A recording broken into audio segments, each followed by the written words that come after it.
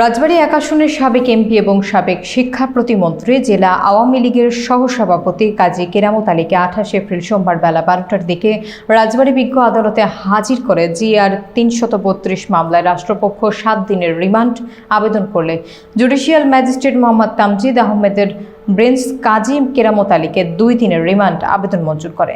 বিস্তারিত থাকছে বাবলু শেখের প্রতিবেদনে। রাজবাড়ী এক আসনের সাবেক সংসদ সদস্য কাজী কেরামত আলীকে 6 এপ্রিল রাজধানীর মহাখালী থেকে ডিবি পুলিশ তাকে গ্রেপ্তার করে।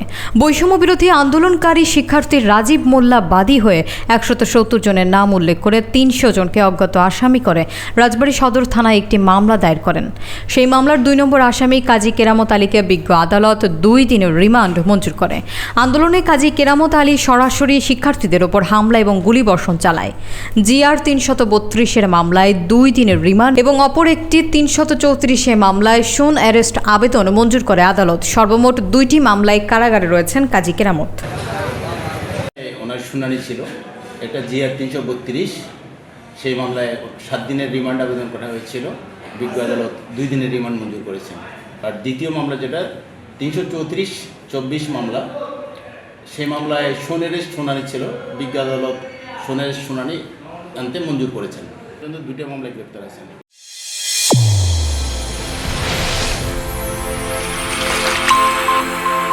চ্যানেল A1 হৃদয়ের স্পন্দন।